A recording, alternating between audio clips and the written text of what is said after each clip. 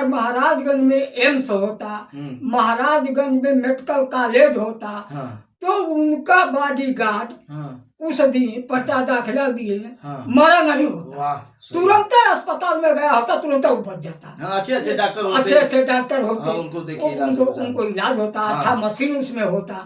पैदल अगर चले कोई तो महात्मा गांधी चले, अगर दूसरा कोई पैदल चला है तो माननीय राहुल गांधी। तो चौकीदार आप नहीं है, चौकीदार तो पूरे जनता को बना दिए कि खाना खा लो, लाठी ले लो, बैटरी ले लो, जाओ खेत रखाओ, नहीं रोटी नहीं मिला तुम्हारे बच्चे खाने के लिए। सर ये संसद जी कभी नहीं सोचे कि महाराजगंज का विकास हो।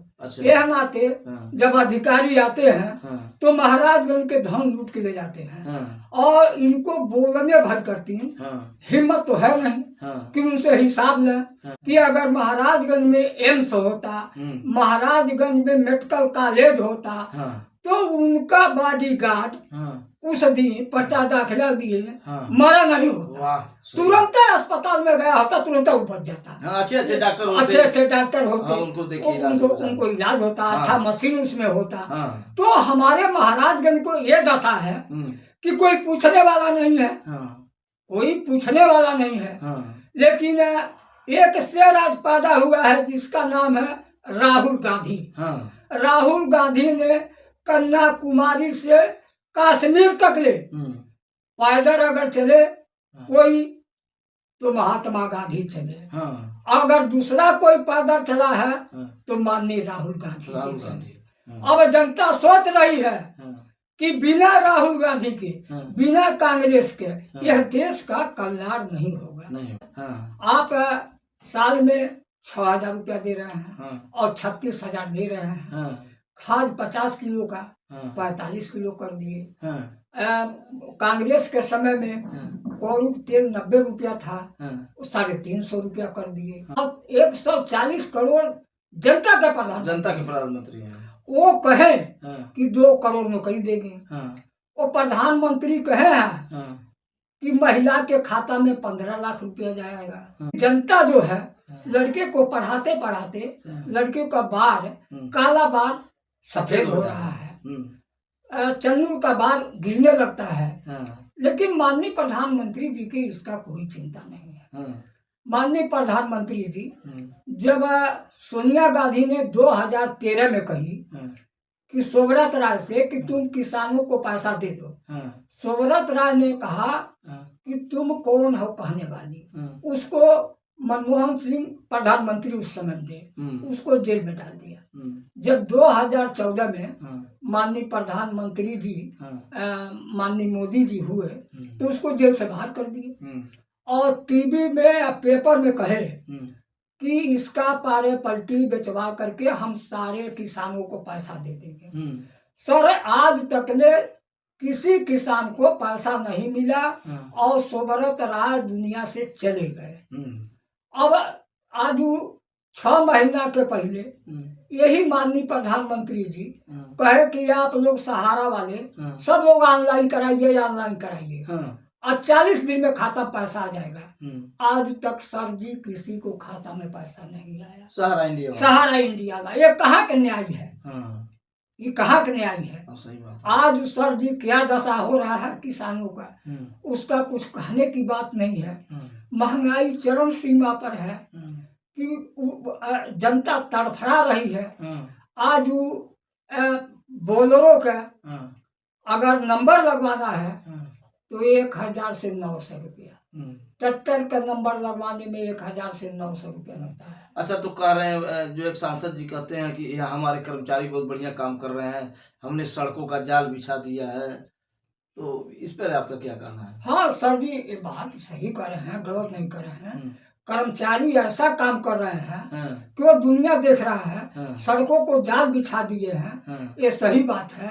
लेकिन कांग्रेस के समय में जो सड़कें पर पेड़ था, अगर पत्थर पड़ता था तो उस पेड़ के तरह लोग लुका जाते थे, उस शरीर बच जाता था।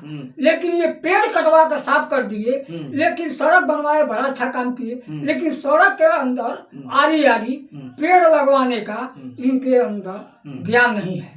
कि हम पौधा लगवा दें, हाँ, पौधा नहीं लगवाए, ये क्या विकास किया है? हाँ, विकास कौन विकास किया है? हमारे किसानों का गेहूं का दाम हाँ, 3,000 रुपया कुंटल से कम नहीं चाहिए। हाँ, आज यही पंजाब है हाँ, कि धरना प्रदर्शन कर रहे हैं हाँ, तो उनको मिल रहा है। हाँ, हमारे महाराजगंज के, हमारे उत्तर प्रदेश के किसानों को 2,200 रुपये और जाके और सोसाइटी पर वो लोग चक्कर काट रहे हैं। समय से गेहूं नहीं तौला रहा है, समय से पैसा नहीं मिल रहा है, तो किसानों के लिए क्या अच्छा काम है?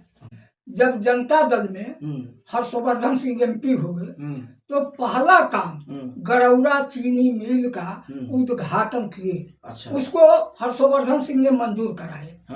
और ये जिंदगी में अगर 2 फैक्ट्री लगवाए होते तो हमारे महाराजगंज के जनता, हमारे महाराजगंज के नौजवान, हमारे महाराजगंज का बिटिया, उनको काम लगता, उनको विकास होता।